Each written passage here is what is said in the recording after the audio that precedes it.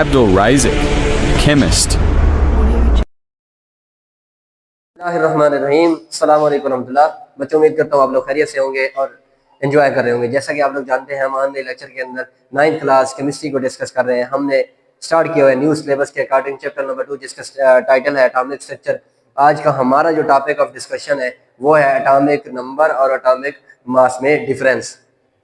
अच्छा जी, और चलिए हम अपना लेक्चर स्टार्ट करने लगे हैं। एटॉमिक नंबर क्या होता है? The number of protons present in the nucleus of the atom. किसी भी एटम के न्यूक्लियस में मौजूद नंबर ऑफ प्रोटॉन्स को कहा जाता है एटॉमिक नंबर। अच्छा जी, और ये एटॉमिक नंबर जो होता है हर एटम के लिए फिक्स होता है, ये चेंज नहीं होता। इसी वजह से इसको आइडेंटिफिकेशन नंबर भी कहा जाता है। एक दूसरा नाम एटॉमिक नंबर का आइडेंटिफिकेशन नंबर भी है। और इसी तरह स्पेसिफिक होता है हर एटम के लिए, ये चेंज नहीं होता। सैम्पल की बात करें तो इसको जी से एक्सप्रेस करते हैं और फार्मूला इसका Z is equal to A minus N. Z is equal to यहाँ पे एटॉमिक नंबर है, नंबर ऑफ प्रोटॉन है, और यहाँ पे ए एटॉमिक मास है और एन नंबर ऑफ न्यूट्रॉन्स है।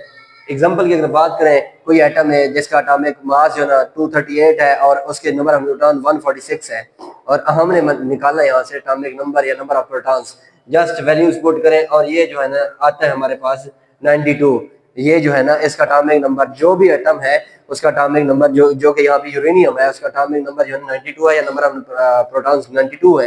एटॉमिक मास ये हो गया। एटॉमिक मास क्या होता है? Number of protons and neutrons present in the nucleus of the atom. किसी भी एटम के न्यूक्लियस में मौजूद प्रोटॉन और न्यूट्रॉन दोनों की तादाद को मिला के एटॉमिक मास कहा जाता है। ये हर एटम के लिए फिक्स नहीं होता, चेंज होता रहता है और स्पेसिफिक भी नहीं होता। इवन कि एक ही एटम के अंदर मुख्तलिफ जो है ना आइसोटोप्स होते हैं जिनका एटॉमिक मास चेंज होता रहता है। एटॉमिक इसके सैंपल की बात करें तो इसको ए से एक्सप्रेस करते हैं। फार्मूला इसका है A is equal to Z plus N, और यहाँ पे ए एटॉमिक मास है, जी एटॉमिक नंबर या नंबर ऑफ प्रोटॉन्स है, एन नंबर ऑफ न्यूट्रॉन्स है। एग्जांपल की अगर हम बात करें, कोई भी एटम है हमारे पास जिसका एटॉमिक नंबर 19 है, नंबर ऑफ न्यूट्रॉन्स 20 है, एटॉमिक मास मालूम करना है, जस्ट वैल्यूज पुट करनी है। और ये आ गया हमारे पास एटम जिसका एटॉमिक मास 39 है, जो कि पोटासियम है। ये टेबल दी हुई है जिसके अंदर मुख्तलिफ एलिमेंट्स दिए हुए हैं, number of protons, number neutrons, atomic number, atomic mass है। हाइड्रोजन है, नंबर ऑफ प्रोटॉन 1 है, न्यूट्रॉन नहीं है, एटॉमिक नंबर इसका 1 होगा, मास नंबर भी 1 होगा। कार्बन है, नंबर ऑफ प्रोटॉन 6 है, एटॉमिक नंबर भी 6 होगा। प्रोटॉन 6 है, न्यूट्रॉन 6 है, दोनों को मिला के 12 एटॉमिक मास बना। नाइट्रोजन है, नंबर ऑफ प्रोटॉन्स जो है ना 7 है, एटॉमिक नंबर भी 7 होगा, न्यूट्रॉन भी 7 है, दोनों को प्लस करेंगे तो 14 एटॉमिक मास बनेगा। और oxygen atomic number of protons जो है ना 8 है, एटॉमिक नंबर भी 8 होगा। और इसी तरह नंबर ऑफ न्यूट्रॉन्स इसके ऑक्सीजन के 8 हैं, दोनों को प्लस करेंगे 16 बनेगा एटॉमिक मास। और फ्लोरीन है, एटॉमिक नंबर ऑफ प्रोटॉन्स जो है 9 है, एटॉमिक नंबर भी 9 होगा, न्यूट्रॉन 10 है, दोनों को प्लस करके करें 19 एटॉमिक मास। सोडियम है, नंबर ऑफ प्रोटॉन्स 11 है, एटॉमिक नंबर भी 11 होगा। प्रोटॉन 12 है, दोनों को प्लस करेंगे 23 एटॉमिक मास बनेगा। मैग्नीशियम है, प्रोटॉन नंबर ऑफ प्रोटॉन्स 12 है, एटॉमिक नंबर भी 12 होगा, और इसके नंबर ऑफ न्यूट्रॉन्स भी 12 है, दोनों को प्लस करेंगे तो 24 बनेगा।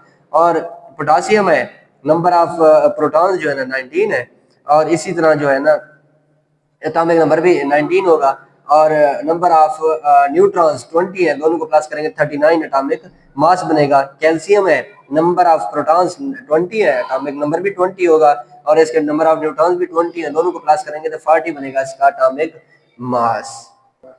अच्छा जी बच्चों, आज के लेक्चर में हमने डिस्कस किया है एटॉमिक नंबर, उसकी प्रॉपर्टीज, उसके सैम्पल और फार्मूला, उसकी एग्जांपल, और नंबर एटॉमिक मास को डिस्कस किया या मास नंबर, उसके डेफिनेशन साथ एग्जांपल, फार्मूला और सैम्पल को डिस्कस किया, और साथ ही हमने टेबल को डिस्कस किया जिसके अंदर मुख्तलिफ एलिमेंट्स के atomic number, number of proton, number of neutron, atomic mass दिया हुआ है। उम्मीद करता हूँ आप लोगों को समझ आ गई होगी। अगर इस मुतालिक कोई सवाल हो तो आप लोगों ने कमेंट्स में जरूर पूछना। थैंक यू बच्चों, अल्लाह हाफिज़।